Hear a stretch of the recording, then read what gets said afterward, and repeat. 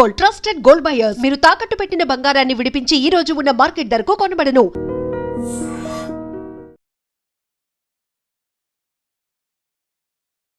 నమస్తే, నేను Kavitha. Welcome to I dream news and నిజాలు.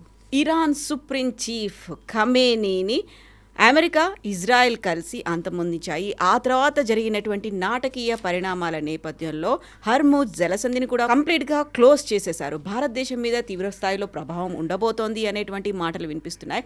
బట్ ఖమేనీ మీద అంత తీవ్ర స్థాయిలో అటాక్ ఎలా చేశారు, ఎవరికి క్రెడిట్ పోతుంది, ఆ తర్వాత జరిగే పరిణామాలకి బాధ్యులు ఎవరు వహిస్తారు? మనతో పాటుగా ఉన్నారు సీనియర్ జర్నలిస్ట్ సురేష్ కొచ్చాతిల్ గారు. సార్ నమస్తే. సో ఖమేనీ గురించి గతంలో మనం మాట్లాడుకున్నాము. ఆయన తీసుకొచ్చినటువంటి ఒక ప్రోగ్రెషన్ కాస్త పోయి రిగ్రెషన్కి వచ్చిన తర్వాత చాలా వరకు అక్కడే ఒక అపోజ్ అనేది వచ్చింది. బట్ అంతకు మించి ఇజ్రాయెల్ అండ్ అమెరికాకు ఆయన ఎందుకంత తీవ్ర స్థాయిలో ఒక శత్రువుగా మారాడు? ఇది ఖొమైనీ టైం నుంచి ఉంది. అయతోలా ఖొమైనీ ఉన్నప్పటి నుంచే మనం ఇరాన్ హిస్టరీ చూసుకుంటూ వెళ్తే కవిత గారు, ఇరాన్ దగ్గర ఆయిల్ ఉంది. సో ఆ ఆయిల్ అంతా 1960s 1970sలో ఫస్ట్ ప్రాస్పెక్ట్ అంటే దాన్ని అనలైజ్ చేసి దాంట్లో పొటెన్షియల్ ఉందని చూసింది బ్రిటిష్ కంపెనీస్. అది షెల్ ఉండొచ్చు, మిగతా బ్రిటిష్ కంపెనీస్ వాళ్ళు చేశారు. కానీ దాని తర్వాత వాళ్ళు అక్కడ ఒక ప్రెసిడెంట్ ఉండే, I think Medvedev, he was there. ఆయన చాలా డెమోక్రటిక్గా ఉండే, he was very good, very democratic. కానీ ఆయన వీళ్ళు ఎవరిని ఎక్స్ప్లాయిట్ చేయనీయలేదు. అంటే వీళ్ళు అక్కడి నుంచి తవ్వి తీసుకెళ్ళిపోతారు ఆయిల్. ఈ said we Iranians have to get a share of it అని చెప్పి మేదేవ్. సో ఆయన్ని దాని తర్వాత వీళ్ళందరూ కలిసి అమెరికా అండ్ బ్రిటన్ కలిసి బయట ఆయన ఒక కూలాగా చేసి ఆయన బయటకు తీసేశారు ఆయన అక్కడి నుంచి, which was one of the biggest blunders. ఇప్పుడు కూడా మీరు అడగొచ్చు ఎందుకు ఇంత కోపం ఇరానియన్స్ కంటే, ఇది రీజన్. ఎందుకంటే అక్కడున్న గవర్నమెంట్ చాలా stable. See end of the day ఇప్పుడు కూడా మనం 2026 మాట్లాడుతాం కవిత గారు. గల్ఫ్ స్టేట్స్లో అన్నిటికంటే ఎడ్యుకేటెడ్గా ఉన్న ఒక దేశం ఏదంటే ఇరాన్. 99% మహిళలు మినిమం పోస్ట్ గ్రాడ్యుయేషన్ లెవెల్కి వెళ్తారు. Their education system one of the best. Health care wise they are best. So ఇరాన్లో ఇంత మట్టుకున్న దేశాన్ని వీళ్ళందరూ కలిసి, అమెరికా అండ్ బ్రిటన్ కలిసి 1960s 70sలో మొత్తం ధ్వంసం చేశారు కంప్లీట్గా. అంటే ధ్వంసం అంటే వాళ్ళు కంప్లీట్గా ఎక్స్ప్లాయిట్ చేసుకున్నారు, వాళ్ళొక కాలనీ లాగా వాడుకున్నారు దాన్ని. ఆ కోపం ఉండే. దాని తర్వాతనే వాళ్ళు షా ఆఫ్ ఇరాన్ తీసుకొచ్చారు, రెజా పెహ్లవి. ఈ వాజ్ ద కంప్లీట్, ఏం చెప్తారు, రైట్ అంటే రైట్ వెళ్తారు, లెఫ్ట్ అంటే లెఫ్ట్ వెళ్తారు, అట్లాంటి మనిషి. అప్పుడప్పుడు కొంచెం ఆయన నేనే లీడర్ని చూపించడానికి చేశాడు, కానీ ఆయనకు అసలు రైట్ లేకుండే. ఏం చేయాలంటే అమెరికా పర్మిషన్ తీసుకోవాలి, లేకుంటే బ్రిటిష్ పర్మిషన్ తీసుకోవాలి. సో అక్కడున్న ప్రజలకి చాలా మటుకు కోపం వచ్చింది అప్పుడు కూడా. ఎందుకు మా మీద వీళ్ళు ఇప్పుడు ఆలోచించండి, భారతదేశాన్ని 47 వెళ్ళకుండా బ్రిటిష్ వాళ్ళు ఇక్కడే కూర్చుంటే 1960s 1970s దాకా మనకి ఎంత కోపం వస్తుండే. అప్పుడు మహాత్మా గాంధీ ఎవరు ఉండరు ఆ టైంకి, యంగ్స్టర్స్ చాలామంది ఉంటారు, వాళ్ళకి కోపం వస్తుంది. ఇదేంటి మమ్మల్ని పరిపాలిస్తున్నారు వీళ్ళు అని చెప్పేసి. అక్కడ ఆయిల్ మొత్తం వీళ్ళు ఎక్స్ప్లాయిట్ చేసి తీసుకెళ్తున్నారు. షా ఆఫ్ ఇరాన్ కరెక్ట్ ఒక మోడర్న్ కింగ్గా ఉండే. మీరు పాత యూనివర్సిటీ ఆఫ్ తెహరాన్ పిక్చర్స్ చూస్తే అమ్మాయిలు మినీ స్కర్ట్స్ వేసుకుని తిరుగుతుండే అక్కడ ఆ టైంలో. మీరు అనుకుంటారు ఇది యూరోప్నా ఇరాన్ అని చెప్పేసి. కానీ ఆ కోపం ఉంది చూడండి కవిత గారు, చాలా మటుకు ఇరానియన్స్ వాళ్ళ లోపల ఉంచుకున్నారు. మా మీద చేసిన అత్యాచారాలు మేము ఎప్పుడు మర్చిపోము. ఇట్లాంటి ఒక డిక్టేటర్ని తీసుకొచ్చి పెహ్లవీని కూర్చోబెట్టారు ఇక్కడ. And he was very ruthless. And అదే టైంలో అయతోలా ఖొమైనీ వాళ్ళ ఇరాన్లో one of the holiest sites Qom అంటాం దాన్ని, QOM, and they are Shiites. మర్చిపోకూడదు మనం. దిస్ చాలా మటుకు డిఫరెన్స్ ఏంటంటే ఎంటైర్ గల్ఫ్లో అన్నిటికంటే పెద్ద షియా ప్రెసెన్స్ అనేది ఇరాన్. చాలా పవర్ఫుల్గా అక్కడ ఉంది. ఇరాన్లోనే మనం Pakistan is a Sunni nation, Saudi Arabia Sunni, మిగతా అందరు సున్నీలే ఉంటారు, చిన్న చిన్న పాకెట్స్. కానీ major Shia regime is in Iran. మన దగ్గర హైదరాబాద్లో ఉన్న పాపులేషన్ చాలా మటుకు షియా పాపులేషన్, ఎందుకంటే వీళ్ళందరూ పర్షియా నుంచి వచ్చారు అప్పుడు. సో ఇది నేను హిస్టరీ ఎందుకు ఇస్తున్నా అంటే మీరు అడగవచ్చు ఎందుకు ఇంత కోపం అనేది. ఖొమైనీ అప్పుడు ఆ టైంలో ఈ was a small cleric Qom నుంచి. ఇన్ఫ్యాక్ట్ ఖమ్నీ కూడా అక్కడి నుంచి వచ్చారు. సో ఆయన రిలీజియస్ ఎడ్యుకేషన్ తీసుకొని ఇట్లానే అక్కడ ప్రచారాలు చేస్తున్న టైంలో అక్కడున్న ప్రజలకి చాలా మటుకు లోపల నుంచి కోపం ఉండే. అండ్ షా ఆఫ్ ఇరాన్ కూడా చాలా డిక్టేటర్గా అయిపోయాడు కంప్లీట్గా. పొలిటికల్ ఒపోనెంట్స్ని వైపౌట్ చేయడము, ఈ మేదేవ్ అని చెప్పి వాళ్ళ ఫార్మర్ ప్రైమ్ మినిస్టర్ని తీసుకెళ్ళి జైల్లో వేసేసారు. సో ప్రజలకు అక్కడ చాలా కోపం. ఒక లీడర్ దొరకలేదు వాళ్ళకి. సడన్గా ఖొమైనీ దొరికారు వాళ్ళకి. సో షా ఏం చేశారంటే ఇమ్మీడియట్లీ ఆయన బ్యాన్ చేసేసి ఇరాక్కి పంపించేశారు. ఇరాక్లో ఉన్నారని చాలా సంవత్సరాలు. దాని తర్వాత అక్కడి నుంచి ఫ్రాన్స్కి వెళ్ళారు. ఇరాక్ కూడా ప్రాబ్లం అయింది. ఇరాక్ ఆయన అక్కడ మొదలు పెట్టాడు మళ్ళీ ఇరానియన్ రెజీమ్ని టాపుల్ చేయాలి అది ఇది అని చెప్పి ప్రొటెస్ట్ చేయడం అంతా. సో అక్కడి నుంచి ఫ్రాన్స్కి పంపించారు. ఫ్రాన్స్ అనుకున్నారు, ఇలా అనుకున్న ఫ్రాన్స్కి వెళ్తే అక్కడ ఉన్న గవర్నమెంట్ చాలా మంచి కంట్రోల్ చేసుకుంటారంటే అక్కడ కూడా ఇదే ప్రాబ్లం వచ్చింది. ఆయన ఉండే చోట అక్కడ ఫ్రాన్స్లో became a small Iran by it self. అంతమంది లక్షలాది మంది ఆయన కలవడానికి వస్తుండే అక్కడ. దాని తర్వాతనే షా ఆఫ్ ఇరాన్ వ్యతిరేకంగా ప్రొటెస్ట్ మొదలైంది. ఒకటి ఆయన చేస్తున్న తప్పులు, చాలా మటుకు చాలా ఒపోనెంట్స్ని జైలు వేయడము, టార్చర్ చేయడము, కంప్లీట్ ఒక డిక్టేటర్ అయిపోయాడు. ఆయనకి క్యాన్సర్ కూడా ఉండే టైంలో అండ్ ఫ్రీక్వెంట్లీ ట్రీట్మెంట్కి వెళ్తుండే ఈజిప్ట్కి కానీ సౌదీ అరేబియాకి. ఆ టైంలోనే మళ్ళీ ఖొమేనీ తిరిగి వచ్చారు. అక్కడ స్ట్రీట్ ప్రొటెస్ట్ మొదలైంది, చాలా పెద్ద street protest. I'm talking of 70s నా. అండ్ షా ఆఫ్ ఇరాన్ రాత్రికి పారిపోయాడు అక్కడి నుంచి. And Khomeini took over as a leader. Khomeini చాలా సంవత్సరాలు పరిపాలించారు. దాని తర్వాత ఖమెనీ వర్సెస్ ఆబ్వియస్లీ ఇప్పుడు చనిపోయిన ఆయన వర్సెస్ లీడర్. ఈయన కూడా చాలా సంవత్సరాలు 40 సంవత్సరాలు ఆల్మోస్ట్ ఈ was ruling Iran with very very strict, almost ఒక డిక్టేటర్ అని చెప్పచ్చు. కానీ డిఫరెన్స్ ఏంటంటే షా ఆఫ్ ఇరాన్ టైంలో ఇరాన్ వాజ్ వెరీ మోడర్న్. వీళ్ళ పరిపాలన ఖొమేనీ అండ్ ఖమెనీ టైంలో కంప్లీట్గా ఒక షరియా లెడ్ స్టేట్, ఇస్లామిక్ రిపబ్లిక్గా మారిపోయారు. మహిళల కోసం, మహిళలకు అక్కడ ఆఫ్ఘనిస్తాన్ లాగా కాదు, చదువుకోవచ్చు చాలా మటుకు, హాస్పిటల్లో కూడా ఉంటారు డాక్టర్లు. కానీ టిపికల్ బుర్కా వేసుకోవాలి, బుర్కా వేయకుండా బయటకు దిగకూడదు, హిజాబ్ కంపల్సరీ చిన్నపిల్లలకి, అట్లా చాలా మటుకు రూల్స్ ఉన్నాయన్నమాట. ఇప్పుడు ఏం జరుగుతుంది, హిస్టరీ మళ్ళీ మారిపోతుందని మీరు అడగవచ్చు. ఎస్, మళ్ళీ యుఎస్ దిగారు. ఎందుకంటే యుఎస్కి వెనిజువేలా లాగా ఇరాన్లో ఆయిల్ ఉంది.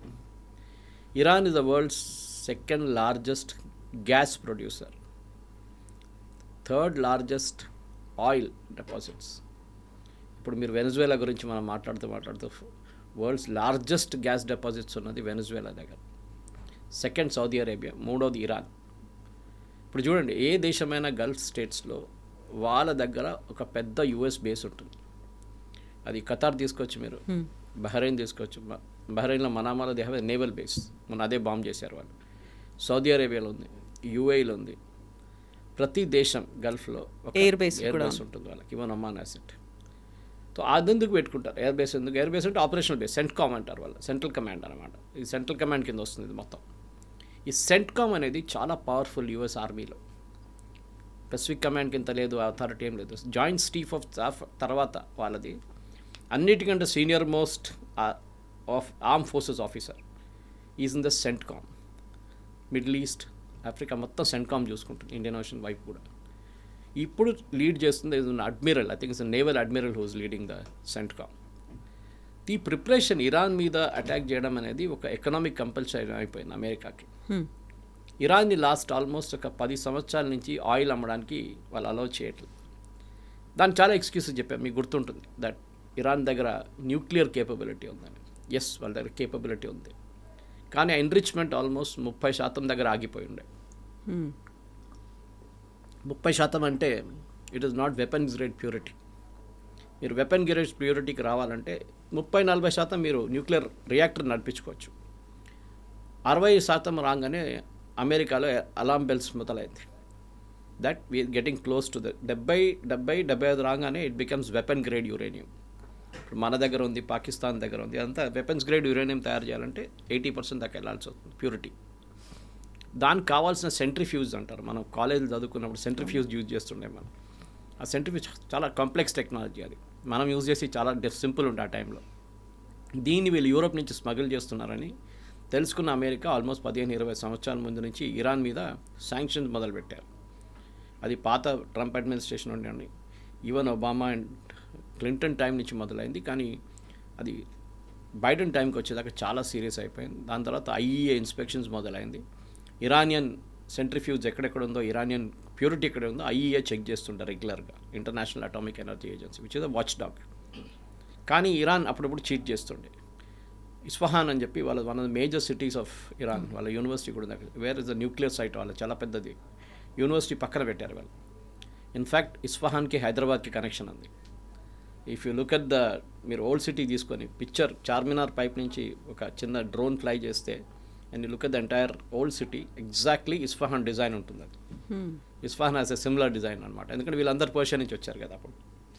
సో ఇస్ఫహాన్లో ఈసారి ఇప్పుడు కొట్టారు చూడండి, American B-2 bombers have hit yesterday in Isfahan. వాళ్ళ న్యూక్లియర్ ఫెసిలిటీస్ని ఎక్కడెక్కడ ఎన్రిచ్మెంట్ జరుగుతుందో అక్కడ కొట్టాలని చెప్పి అమెరికా చాలా మటుకు ప్రయత్నిస్తాం. సో మనం ఇప్పుడు ఈ అటాక్ గురించి ఇక్కడికి వద్దాం. ఇప్పుడు మన జరిగిన అటాక్ ఏంటంటే చాలా రోజుల నుంచి ప్లానింగ్లో ఉంది. అది మీరు చూసుంటారు, వీళ్ళు నెగోషియేట్ చేస్తున్నారు న్యూక్లియర్ డీల్ మీద. Oman was a major player in negotiation. ఒమాన్లో నెగోసియేషన్స్ నడుస్తున్నాయి. ఒమానీ ఫారిన్ మినిస్టర్ దీంట్లో ఇన్వాల్వ్ ఉన్నారు. ఎందుకంటే ఇరాన్ వీళ్ళ సౌదీ అరేబియా కానీ UAE కానీ బహ్రెయిన్ కానీ వీళ్ళెవరిని ట్రస్ట్ చేయరు. Iran, Oman is still okay, relatively is not that hard core Islamic. Oman చాలా కొంచెం మన లాంగ్వేజ్లో చెప్పాలంటే సెక్యులర్. వాళ్ళ దాంట్లో చాలా మటుకు కింగ్స్ అండ్ వాళ్ళ క్వీన్స్ అందరూ ఇండియాలో చదివారు. వాళ్ళు ఇప్పుడు కూడా చాలామంది ఇండియాకి వస్తారు చదువుకోవడానికి. సో ఒమాన్లో నెగోసియేషన్ నడిచి ఆల్మోస్ట్ ఒక, మీకు గుర్తుంటుంది, వారం ముందు కవిత గారు they made a statement, president Trump saying we're close to a deal, అంటే మన దగ్గరకు వచ్చేసాం నెగోసియేషన్లో. కానీ ఏదో జరిగింది లాస్ట్ 1 వీక్లో. అదే ఇప్పుడు అందరు అనలైజ్ చేస్తున్నారు ఏం జరిగిందని. ఎవరేం చేశారు, ఎవరి మీద ప్రెషర్ అనేది ఉంది అనేది. ప్రెషర్ అని కాదు, ఇది ఏదైనా డిటెక్షన్ వచ్చిందా దాట్ ఇది 60 నుంచి 70%కి వెళ్తుంది, ఇరాన్ అబద్ధం చెప్తున్నారు అని చెప్పి ఒక డౌట్ వచ్చింది. బహుశా అదే ఉండొచ్చు. దీంట్లో ఏం చేస్తారంటే ఇప్పుడు జరిగిన ఈ అటాక్లో వీళ్ళ రోల్స్ చాలా డిఫరెంట్గా ఉండే. US ఏం చెప్పారంటే, మేము మా ship based carriers Abraham Lincoln and Gerald Ford, which was huge ships, Abraham Lincoln especially చాలా పెద్ద షిప్స్, ఆల్మోస్ట్ లైక్ 5,000 మంది సోల్జర్స్ ఉంటారు, ఎయిర్మెన్ ఉంటారు, అందరు ఉంటారు దాంట్లో. అటాక్ చేయడానికి చాలా మంచి aircraft carriers INS US navy Abraham Lincoln. దాన్ని ఆల్మోస్ట్ ఒక 15-20 రోజుల నుంచి it was roaming around near Iran only. దాంతోపాటు సపోర్ట్ షిప్స్, సబ్మెరీన్స్ అన్నీ ఉన్నాయి ఇక్కడ. సో అమెరికా ఏం చెప్పారంటే ఇజ్రాయెల్ దగ్గర, ఇప్పుడు అనలైసిస్ అమెరికన్ ఆర్మీ అనలిస్ట్ కూడా అనలైజ్ చెప్తున్నారు ఏంటంటే, we will not go after Iranian leadership, మేము ఇరానియన్ లీడర్షిప్ ఎంటపడం, మీరు చూసుకోండి అది. మేము వాళ్ళ మిసైల్ సైట్స్, వాళ్ళ న్యూక్లియర్ సైట్స్, దీన్ని మేము కొట్టేస్తాం, ప్రాబ్లం లేదు. కానీ ఇరానియన్ లీడర్షిప్ని మేము ముట్టాం, ఎందుకంటే ఒక సెన్సిటివ్ ఇష్యూ అది. సౌదీ అరేబియా చెప్పాను చూడండి, UAE, బహ్రెయిన్, ఒమాన్లో కూడా, and even other Gulf states కూడా వీళ్ళు చాలా సెన్సిటివ్ ఇరానియన్ ఇష్యూలో. ఎందుకంటే వాళ్ళ దగ్గర చాలా ఒక షియా పాపులేషన్ వాళ్ళ దగ్గర కూడా ఉన్నారు. నిన్న పాకిస్తాన్లో చూసారు మీరు, అక్కడ కూడా దాడి జరిగింది US కన్సులేట్ మీద. వాళ్ళ US మెరీన్స్ ఫైర్ చేస్తే ఆల్మోస్ట్ 20 మంది చనిపోయారు దాంట్లో. వీళ్ళ పెద్ద పాపులేషన్. సో వాళ్ళకి టెన్షన్ ఏంటంటే, మా దగ్గర రిలేటివ్గా పీస్ఫుల్ ఉన్న దేశంలో మళ్ళీ గొడవ మొదలవుతుంది. So we don't want to take risk. So అమెరికాకి ఏం చెప్పారంటే, మీరు మా బేస్ వాడుకోకూడదు, మీ దగ్గర Gerald Ford and you have Abraham Lincoln, మీరు అది వాడుకోండి ships. This okay, no problem. And B-2 bombers bomb చేయాలంటే అది US నుంచి రావాల్సి వస్తుంది. They cannot take off from Diego Garcia నుంచి టేక్ ఆఫ్ చేయాలి. ఈసారి నిన్న B-2 bombs came from US bombers, అక్కడి నుంచి వచ్చారు. ఇప్పుడు జరిగిన ఈ బాంబింగ్లో డిసిషన్ ఏం తీసుకున్నా అంటే, ఇజ్రాయెల్ లీడర్షిప్ వెంట పడతారు. సో వాళ్ళ దగ్గర ప్రిసైజ్గా దీంట్లో CIA ఇంటెలిజెన్స్ కూడా ఉందని చెప్తున్నారు. ఇప్పుడు మొసాడ్ ఒకటే కాదు, ఇరానియన్ లీడర్షిప్ ఎక్కడ ఉంటుందో, ఏ రోజు ఎక్కడ కొట్టాలని, అది మనం దీనికన్నా ముందు కూడా చూసాం చాలా మటుకు. అది US కాసిం సులైమానీని చంపినప్పుడు కానీ, వీళ్ళు ఇస్మాయిల్ హనియాని చంపినప్పుడు కానీ మనం చూసాం. ప్రిసైజ్ నస్రుల్లాని లెబనాన్ని చంపిన ప్రిసైజ్ ఇన్ఫర్మేషన్ ఉండే వీళ్ళు ఎక్కడ ఉంటారు, ఏ రూమ్లో ఉంటారు. అందులో కూడా AI టెక్నాలజీని కూడా యూస్ చేసుకున్నారు అని చాలా మటుకు. AI చెప్పుకోవచ్చు కానీ కవిత గారు, ఐ థింక్ హ్యూమన్ ఇంటెలిజెన్స్ అనేది చాలా ఒక, మన దగ్గర నెక్సలైట్స్ని మనం కొట్టాం చూడండి ఇప్పుడు, హ్యూమన్ ఇంటెలిజెన్స్ చాలా పనికొస్తుంది. అంత డబ్బులు విపరీతంగా పంచిపెడితే ఎవడైనా మాట్లాడతాడు. 99% of the people will be ready to be bought over. వీళ్ళు ఇరానియన్ రెజీమ్లో అంత పెనెట్రేట్ చేశారని తెలిసిపోతుంది. I was listening to an former American chief of staff, ఒక ఆయన సెంట్రల్ కమాండ్ చీఫ్ మాట్లాడుతూ, రిటైర్ అయినారు ఆయన మాట్లాడుతూ CNN లో అన్నారు ఇప్పుడు, ఫరీద్ జకారియాతో మాట్లాడుతూ, దట్ ఒకసారి ఒక ఇజ్రాయేలీ చీఫ్ ఆఫ్ స్టాఫ్ వచ్చారంట వాళ్ళ దగ్గరికి. ఈ టాకింగ్ వెన్ యూర్ సర్వింగ్ సెంట్కామ్లో వచ్చి, ఆయన ఒక బుక్ చేతిలో ఉండేట. ఆయన I can want meet you for 10 minutes అని పెంటగన్లో వచ్చి మీట్ అయ్యారంట. నా బుక్ ఓపెన్ చేసి చూపించారంట. దాంట్లో ఇరానియన్ న్యూక్లియర్ ఫెసిలిటీస్ది హై క్వాలిటీ ఫోటోగ్రాఫ్స్. ఓకే, అది అలౌ చేయరు, అసలు వాళ్ళే ఫోటో తీసుకోరు. ఎవరు తీశారు మీకు గుర్తుండు? దానికన్నా ఒక 2 సంవత్సరాల ముందు ఇరాన్ ఈ న్యూక్లియర్ రియాక్టర్ ఎట్లా ఆపరేట్ చేయాలని చెప్పి వాళ్ళ దగ్గర కంప్లీట్ కోడ్ ఉంటుంది. ఒకటి చాలా కాంప్లెక్స్ కోడ్స్ అది. ఆ టైంలో సీడీలు ఉండే, సీడీలు రాసి పెట్టారు. ఆల్మోస్ట్ 250 సీడీలు. They had a facility in Tehran. అక్కడి నుంచి కావాలన్నప్పుడు ఆ సీడీలు తీసుకెళ్తారు ఆపరేట్ చేయడానికి. అంత సీక్రెట్గా ఉంచుకున్నంత హై సెక్యూరిటీ దాని నుంచి ఒకరోజు ఇజ్రాయెల్ మొసాడ్ మొత్తం మాయం చేసేసారు దాన్ని. After 12 hours it was in Tel Aviv. 200 పెద్దగా డబ్బాలాగా తీసుకెళ్ళిపోయారు ఇక్కడి నుంచి. ఇరాన్ వాళ్ళ న్యూక్లియర్ రియాక్టర్స్ ఆపరేట్ చేయలేకపోయారు. దాని తర్వాత చాలా సంవత్సరాల తర్వాతనే మళ్ళీ వాళ్ళు ఏదో కాపీ చేసి ఎక్కడి నుంచి తీసుకొచ్చారు, కానీ దెన్ నెవర్ వెంట్ బ్యాక్. ఈసారి ఏం చేశారంటే లాంచ్ ఆపరేషన్ మొదలయ్యేటప్పటికి జెరాల్డ్ ఫోర్డ్ నుంచి అండ్ అబ్రహాం లింకన్ నుంచి సైబర్ వార్ఫేర్ మొదలుపెట్టారు యుఎస్ ఇజ్రాయెల్ని హెల్ప్ చేయడానికి. వీళ్ళకి తెలిసిపోయింది అంటే తెహరాన్లో at a particular time presidential compound బిల్డింగ్లో అని ఇక్కడ చాలా పెద్ద తప్పు చేశారు ఇరానియన్ లీడర్షిప్. మీ మీద ఇంత ఫోకస్ ఉన్నప్పుడు, మిమ్మల్ని చంపుతారని తెలిసినప్పుడు కూడా మీరు ఇట్లాంటి ఒక సెక్యూర్ బేస్కి వెళ్లకుండా మీ ప్రెసిడెన్షియల్ ప్యాలెస్లోనే మీరు మీటింగ్ పెట్టారు.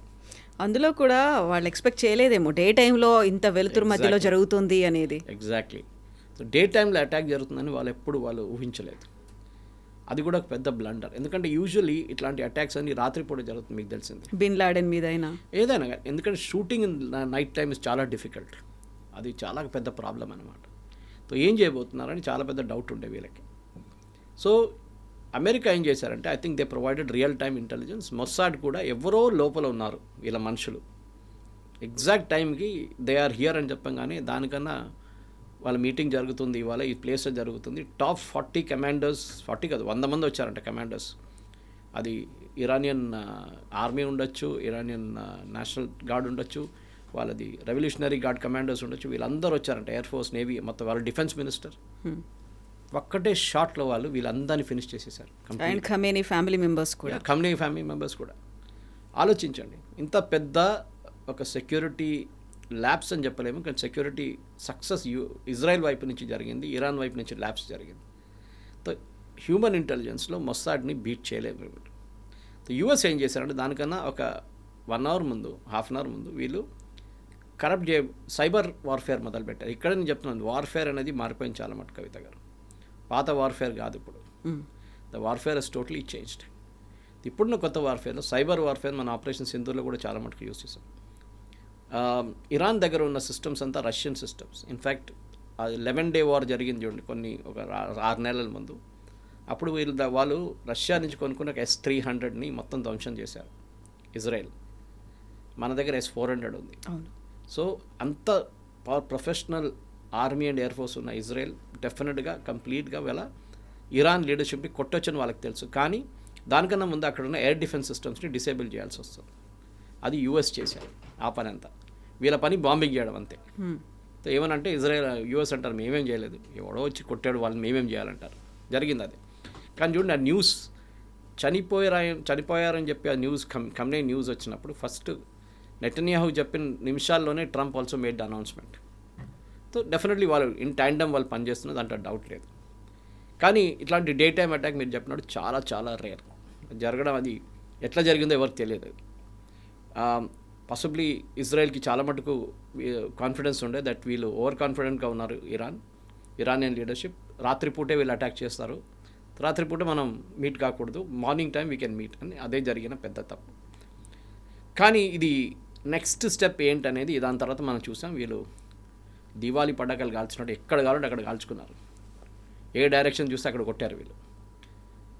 యుఎస్ బేసెస్ కొట్టారంటే ఎస్, మనామాలో ఉన్న బహ్రెయిన్లో ఉన్న యుఎస్ నేవల్ బేస్ని కొట్టారు వాళ్ళు. ఖతార్లో ఉన్న దీనికన్నా ముందు కూడా ఒకసారి బాంబ్ చేశారు, కానీ ఈసారి అటాక్ వాజ్ డెలిబరేట్ ఖతార్. కానీ Dubai was the most surprising thing. నాకు అదే అర్థం కావట్లేదు దుబాయ్ ఎట్లా వచ్చింది దీంట్లో అని. ఎందుకంటే దుబాయ్లో మీకు కొట్టాల్సిన టార్గెట్ ఏది? వాళ్ళ దగ్గర ఆయిల్ ఫీల్డ్స్ లేవు, డిఫెన్స్ చాలా ఎక్కడో ఉంది, అది not even Abu Dhabi or Dubai. ఎందుకు కొట్టారంటే వాళ్ళు basically Dubai is a transit point for aircraft. Complete world లోకంలో one of the busiest airport Dubai airport. అక్కడ మీరు ఆ ఎయిర్పోర్ట్ని కొడితే లోకంలో ఉన్న మొత్తం ఏవియేషన్ సెక్టర్ దెబ్బతింటుంది. People cannot move except military aircraft. ఏ ఎయిర్క్రాఫ్ట్ టేక్ ఆఫ్ చేయదు, ల్యాండ్ చేయదు. ఆలోచించండి. ఇవాళ పొద్దున స్టేట్మెంట్ ఉండే దుబాయ్ కింగ్ ప్రెసిడెంట్ దట్ 20,000 మంది ప్యాసింజర్స్ అక్కడ చిక్కపోయి ఉన్నారు, ఇదంతా మేము చూసుకుంటాం. Taking care of them. Even బహ్రెయిన్లో మా daughter and my son in law is trapped. కైరోకి వెళ్తూ they got caught in Bahrain. 2 hour lay off ఉంటాయి, Hyderabad Bahrain Cairo.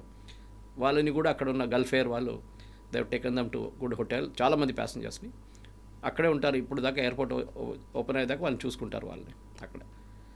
The economic disruption అనేది చాలా పెద్ద దుబాయ్ మీద. Dubai is a tourist destination. Safe అనుకున్నారు. ఒక్క రోజు 2 రోజులు బంద్ చేయడం అంటే దుబాయ్ ఇట్లా వాళ్ళ ఎకానమీ పోతుంది కంప్లీట్గా. బికాజ్ వాళ్ళకి ఆయిల్ లేదు. They depend only on trading and tourism. So economic impact అది ఉండే. వెరస్ వీళ్ళ మీద దాడి చేయడం అనేది ఖతార్ మీద బేస్, యుఎస్ ఎయిర్ ఫోర్స్ బేస్ని కొట్టారు. 3 మంది చనిపోయారు కూడా అక్కడ, మనకు తెలిసింది. సెంట్కామ్ అనౌన్స్ చేశారు. 50 కాదు 5 మందికి గాయాలు అయినాయి చాలా సీరియస్గా అని చెప్పేసి. 50 మంది ఇంజర్డ్ ఉన్నారు.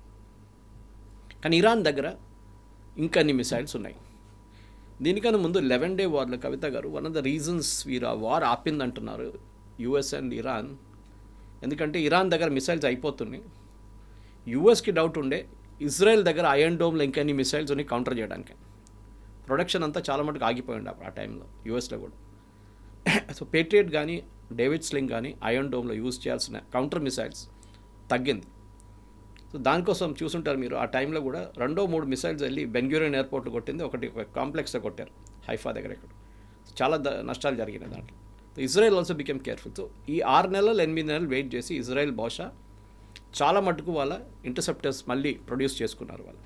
కానీ ఈసారి కూడా చూడండి, జెరూసలేం మీద ఒక అటాక్ జరిగింది, 10 మంది చనిపోయారు అక్కడ. వెస్ట్ బ్యాంక్ మీద దాడి జరిగింది ఈసారి, అక్కడ కూడా ప్రాబ్లం ఉంది. కానీ అన్నిటికంటే పెద్ద ప్రాబ్లం ఇప్పుడు రాబోతుంది వాట్ నెక్స్ట్ అనేది. ఎగ్జాక్ట్లీ. స్ట్రైట్ ఆఫ్ హార్మూజ్ని మూసేసిన తర్వాత భారతదేశం మీద విపరీతమైనటువంటి ఇంపాక్ట్ ఉండబోతోంది. అక్కడ నుంచి ఆయిల్ అండ్ న్యాచురల్ గ్యాసెస్ మన దగ్గరికి రావు, క్రైసిస్ అనేది వస్తుంది, ఇక్కడ విపరీతమైనటువంటి ధరలు పెరిగిపోతాయి అనేది, ఇదంతా నిజమేనా? ఎప్పుడైనా మనం ఆయిల్ రిజర్వ్స్ రేపటికి ఎల్లుండికి మనం పెట్టుకోం. మన దగ్గర స్ట్రాటజిక్ ఆయిల్ రిజర్వ్స్ అని ప్రతి దేశం చేసుకుంటారు. మనం కూడా ఒక 10-15 సంవత్సరాల ముందు మొదలు పెట్టాం. కానీ లాస్ట్ ఒక 8 సంవత్సరాలు దాని ఫోకస్లో తీసుకొచ్చాం. స్ట్రాటజిక్ ఆయిల్ రిజర్వ్స్ ఏంటంటే నెక్స్ట్ 6 నెలలు కావాల్సిన కంప్లీట్ క్రూడ్ ఆయిల్ రిఫైన్ చేసి మన దగ్గర పెట్టుకుంటారు. డీజిల్ కానీ పెట్రోల్ కానీ న్యాచురల్ గ్యాస్ సపరేట్గా చేసుకుంటారు. అది ఎందుకంటే ఏదో ఒక యుద్ధం వచ్చింది, ఇప్పుడు వచ్చినట్ల ఆయిల్ అంతా ఆగిపోయింది. ప్రైసెస్ పక్కన పెట్టండి, ఆయిలే లేదు. మీకు స్ట్రైట్ ఆఫ్ హార్మూజ్ క్లోజ్ చేసి రెడ్ సీ క్లోజ్ చేసి మీరు ఆయిల్ ఎక్కడి నుంచి తీసుకొస్తారు? ఇది ప్రాబ్లం. ఎందుకంటే ఆల్మోస్ట్ 20% ఆయిల్ ఆ రూట్ నుంచి ఫ్లో అవుతుంది. మీరు అది ఆపేస్తే చోక్ పాయింట్ లాగా అయిపోతుంది అది కంప్లీట్గా. ఒకవైపు యమన్, ఒకవైపు సౌదీ అరేబియా, ఒకవైపు ఇరాన్. కంప్లీట్ వాళ్ళ ఆయిల్ రిసోర్సెస్ ఇరాన్ది, సౌదీ అరేబియాది ఆగిపోతుంది, గ్యాస్ ఆగిపోతుంది. అట్లాంటి పరిస్థితుల్లో మనం ఏం చేస్తామంటే మన స్ట్రాటజిక్ ఆయిల్ రిజర్వ్స్ ఉన్నాయి. మీరు ఎగ్జాంపుల్ చెప్పాలంటే మీకు మన ఇంట్లో సంప్ ఉంటుంది, నీళ్ళ సంప్. అది ఎంత ఉంటుంది? ఒక 1000 లీటర్స్ 2000 లీటర్స్ ఉంటుంది బహుశా మ్యాక్సిమం. అది మున్సిపల్ నీళ్ళు యూజువల్లీ దాంట్లో ఫిల్ చేసుకుంటారు, కావాల్సినట్టు పంప్ చేసుకుంటారు పైకి ట్యాంక్కి. నా ఇమాజిన్ అట్లాంటిది లక్ష లీటర్లో మిలియన్స్ అండ్ మిలియన్స్ ఆఫ్ లీటర్స్లో అండర్ గ్రౌండ్ ట్యాంక్స్ క్రియేట్ చేసాం మనం. అంత స్టోరేజ్ కెపాసిటీతో. సో విశాఖపట్నం, గోవా దగ్గర ఎక్కడ ఉంది చెప్పట్లేదు ఎక్కడని. There is one near Cochin or Mangalore. ఇట్లాంటి స్ట్రాటజిక్ ఆయిల్ రిజర్వ్స్ మనం డెవలప్ చేసుకున్నాం. దాంట్లో మనం ఆయిల్ ప్రైసెస్ తగ్గినప్పుడు మనం దాన్ని రీఫైన్ చేసి దాంట్లో ఫిల్ చేసుకుంటాం. మళ్ళీ ఆయిల్ ప్రైసెస్ పెరిగినప్పుడు ఆ యూజ్ చేసుకుంటాం. మళ్ళీ ఆయిల్ ప్రైసెస్ తగ్గింది, మళ్ళీ మనం రిఫైన్ చేసి ఫిల్. ఏదో ఒక రోజు యుద్ధం జరిగితే ఆయిల్ ఆగిపోతే ఇది we can use it reserve. So మనకి నెక్స్ట్ 6 monthsకి ప్రాబ్లం ఏమి ఉండదు. నా అంచనా ప్రకారం ప్రెసిడెంట్ ట్రంప్ వెనిజువేలన్ ఆయిల్ మనకి $40 అమ్ముతారు ఒక బ్యారెల్కి. ఆర్ నేను నిన్న ట్వీట్ చేశాను, ప్రెసిడెంట్ ట్రంప్ ఒక కొత్త థ్రెట్ తీసుకొస్తారు మనకి. We will impose 25% tariff if you don't by Russian oil. మీరు రష్యన్ ఆయిల్ కొనుక్కోకపోతే మేము 50% మీ మీద పెట్టేస్తాం, 20% పెట్టేస్తాం. కొనుక్కోండి రష్యన్ ఆయిల్ ఇమీడియట్లీ, ఎందుకంటే వరల్డ్ ఆయిల్ ప్రైసెస్ తగ్గించాలి. బికాజ్ రష్యా దగ్గరే ఉంది ఆయిల్ చీప్గా. ఇప్పుడు వెనిజువేలన్ ఆయిల్ విస్కాసిటీ కొంచెం ఎక్కువ ఉంటుంది, మీకు ఎక్స్ప్లెయిన్ చేశాను దీనికన్నా. గల్ఫ్ నుంచి ఆయిల్ ఫ్లో కావట్లేదు. నెక్స్ట్ 1 month ఆయిల్ లేదనుకోండి, రష్యన్ ఆయిల్ మార్కెట్లో రావాల్సిందే. ఎవరు తీసుకురావస్తారు? China or India. చైనా వాళ్ళ ఇంటర్నల్ కన్జంప్షన్ వాడుకుంటారు, మనం ఒక 20% మన ఇంటర్నల్ కన్జంప్షన్ వాడుకుని మిగతా 80% రిఫైన్ చేసి అమ్మేసుకుంటాం లోకంకి. సో బహుశా యూఎస్ విల్ కన్ను మూసుకుంటారు కొన్ని రోజులు, మీరు కొనుక్కోండి, మేము చూడట్లేదు, మాకు తెలియదు, మీరు చూడలేదు, మేము కొనలేదు, మాకేం తెలియదు దాని గురించి. బట్ ఇంటర్నేషనల్ ఆయిల్ ప్రైస్ తగ్గుతుంది అప్పుడు. ఇది టెంపరీ. ఇవాళ స్టాక్ మార్కెట్ కూడా పడిపోయింది. As we speak I think 2000 points అంత పడ్డది. ఎక్స్పెక్టెడ్ నికాయ్ పడ్డది. అన్ని stock markets are down. That's not a surprising thing. ఏ యుద్ధం జరిగితే ఇదే కామన్ రిజల్ట్ ఉంటుంది. కానీ ఒక లాంగ్ టర్మ్ గేమ్ ప్లాన్గా కవిత గారు మీరు అడిగిన దాంట్లో ఎస్, ఆయిల్ ప్రైసెస్కి ఇప్పుడు 70 నుంచి 80 ఉన్నాయి. రాత్రికి దాకా అది చాలా హై వెళ్ళింది, మళ్ళీ కింద వచ్చింది, కొంచెం దిగొచ్చింది ఇప్పుడు. ఎందుకంటే ఇఫ్ క్రూడ్ ఆయిల్ ఒక 10% పెరిగితే మన oil bill, import oil bill ఒక $14 బిలియన్ ఇంక్రీజ్ అవుతుంది, విచ్ వీ కెన్ మేనేజ్. మనకి $680 బిలియన్ ఫారెన్ ఎక్స్చేంజ్, పెద్ద అమౌంట్ ఏం కాదు, కానీ ఆయిల్ ప్రైసెస్ పెరుగుతాయి. సో బహుశా ఏం చేస్తారంటే ఇన్కమింగ్ కస్టమ్స్ డ్యూటీ ఉంటుంది, అది కట్ డౌన్ చేస్తారు గవర్నమెంట్. సో అది తగ్గుతుంది, నార్మల్ ప్రైస్ తగ్గిపోతుంది, వీ కెన్ మేనేజ్. యూపీఐ హయాంలో మీకు గుర్తుంటుంది, ఇదే టైం లాగానే $110 బ్యారెల్కి వెళ్తే చిదంబరం ఆయిల్ బాండ్ ఇష్యూ చేశారు ఆయిల్ పెట్రోలియం కంపెనీస్కి, మార్కెటింగ్ కంపెనీస్కి, హెచ్పిసిఎల్ కానీ ఐఓసిఎల్ కానీ వీళ్ళందరూ భారత్ పెట్రోలియంకి. ఏం చేశారంటే 150,000 కోట్ల ఆయిల్ బాండ్ ఇష్యూ చేశారు. ఎందుకంటే పెట్రోల్ ప్రైసెస్ తగ్గించి అమ్మండి, ఆ ప్రైస్లో అమ్మకండి, $150 లీటర్కి అమ్మకండి అని చెప్పి ఈ కెప్ట్ ఇట్ లో. కానీ ఆ బాండ్స్ అంతా ఇప్పుడు మనం పే చేస్తున్నాం. మోదీ గవర్నమెంట్ వచ్చిన తర్వాత ప్రజలు పే చేస్తున్నారు ఇప్పుడు. Last installment I think is in 2026. So yes, strait of Hormuz కానివ్వండి, ప్రైసెస్ పెరుగుతుంది, ఆల్రెడీ స్టార్ట్ అయింది. కానీ it won't be a big thing. ఎందుకంటే ఇరాన్ని కంప్లీట్లీ బ్లాక్అవుట్ చేశారు, మీకు గుర్తుంటుంది. వరల్డ్ ఆయిల్ మార్కెట్లో మనం, చైనా వీళ్ళిద్దరు ఉండే కొన్నట్టు. రష్యన్ ఆయిల్ కూడా అంతే, అండ్ చైనా. ఇప్పుడు ఇరాన్ని మనం విత్డ్రా చేసుకున్నాం ఇప్పుడు ఆయిల్ నుంచి, ఎందుకంటే వాళ్ళ మీద కంప్లీట్ బ్లాక్ లిస్ట్ పెట్టేశారు యూఎస్. ఎవరైనా ఆయిల్ కొంటే ఇరాన్ దగ్గర నుంచి అంతే సంగతి. సో చైనా వాళ్ళు దే ఆర్ నాట్ బాదర్డ్, వాళ్ళు కొనుక్కుంటారు. సో బహుశా వాళ్ళు ఉన్న పరిస్థితుల్లో ఇప్పుడున్న దాంట్లో Iran supplies only 3% of the world's oil, 3%. రేపు రెజీమ్ చేంజ్ జరిగింది అనుకోండి, ఏమవుతుంది? కొత్త రెజీమ్ వస్తే వీళ్ళు ఇంటర్నేషనల్ మార్కెట్లో ఆయిల్ డంప్ చేస్తారు. వెనిజువేలా లాగా టారిఫ్ పడిపోతుంది, $40 వచ్చేస్తుంది. రష్యా బ్యాంక్రప్ట్ అయిపోతారు. సో ప్రెసిడెంట్ ట్రంప్ స్ట్రాటజీ ఇదే ఉండొచ్చు. దానికోసం ఆయన ఒక ఈజిప్ట్కో, ఒక ఇథియోపియాకో, ఒక సొమాలియాకో వెళ్ళట్లేదు. ఆయిల్ ఎక్కడుందో అక్కడ వెళ్తున్నారు. ఫస్ట్ వెనిజువేలాలో రెజీమ్ చేంజ్ జరిగింది. Now he says I want a regime change in Iran. చాలా క్లియర్. ఇరాన్ న్యూక్లియర్ అసెట్స్ గురించి మాట్లాడలేదు ఇప్పుడు. I want a regime change. Nuclear assets destroy చేసేసారు వీళ్ళు already.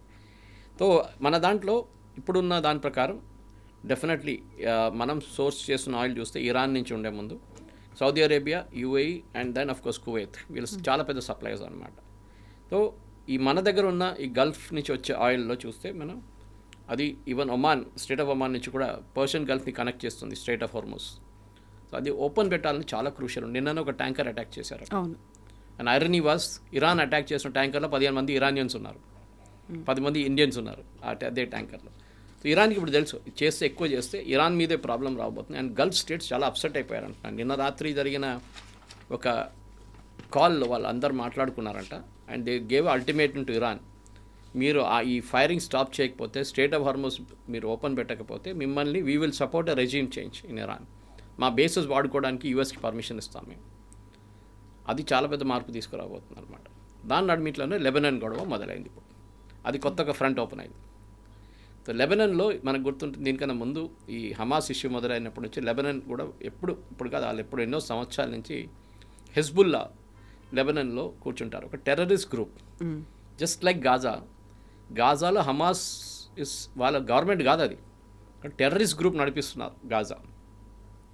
Lebanon was a Christian country. Kavitha garu one time Christian country ఉండే. ఆలోచించండి, మనం ఎప్పుడు ఇండియాని హిందూ కంట్రీ అని చెప్పుకుంటాం, వాళ్ళ క్రిస్టియన్ కంట్రీ ఉండే. కానీ ఈ రెగ్యులర్ ఇస్లామిక్ ఇన్వేషన్స్ వచ్చి అక్కడ ఇప్పుడు లెబనాన్ కంప్లీట్గా ఇస్లామిక్ కంట్రీగా మారిపోయారు.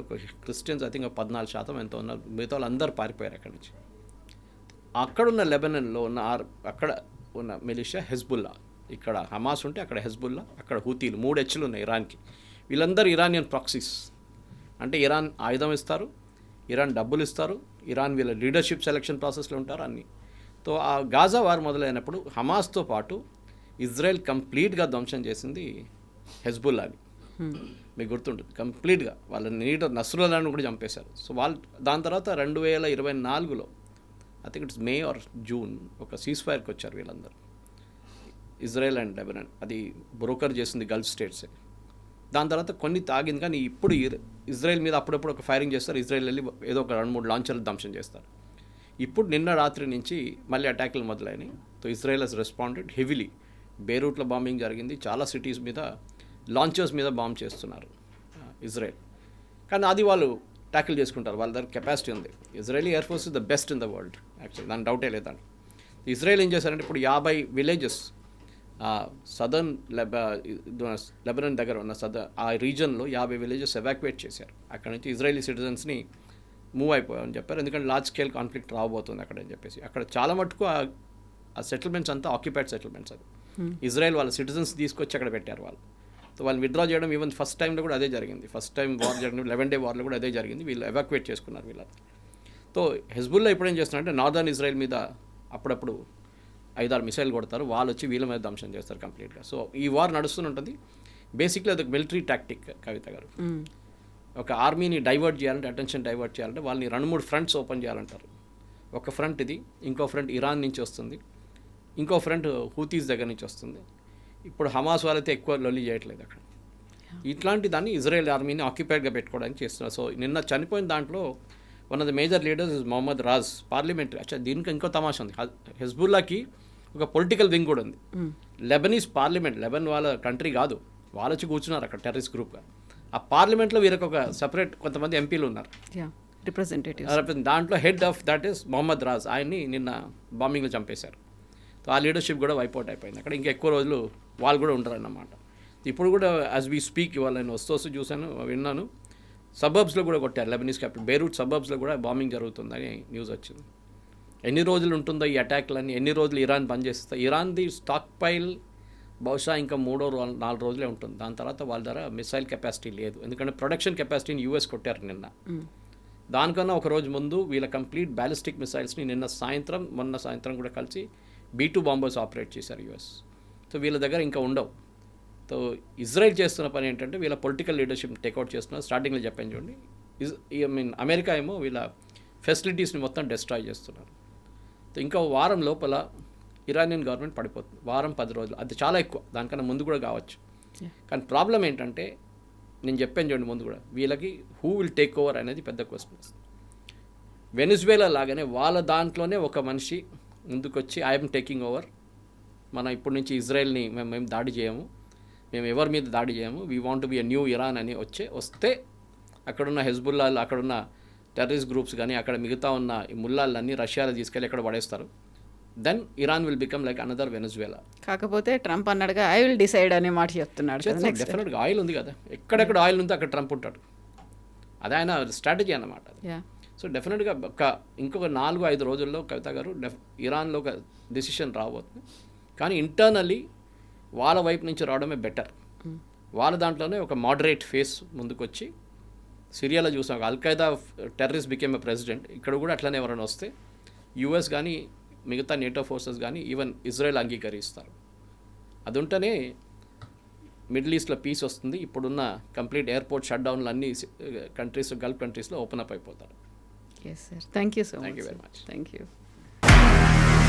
నిజంగా ప్రస్తుతం ఉన్నటువంటి సమాజం దేనికి ప్రయారిటీ ఇస్తుంది? ఆర్థిక సంబంధాల చుట్టూ మాత్రమే తిరుగుతోంది. మళ్ళీ ఎన్నికలంగానే చాలా విరక్తి కలుగుతాను. మంచి అనిపిస్తుంది కదా, లేడీస్ కూడా ఛాలెంజింగ్ జాబ్స్ చేసినప్పుడు చాలా బాగుంటుంది.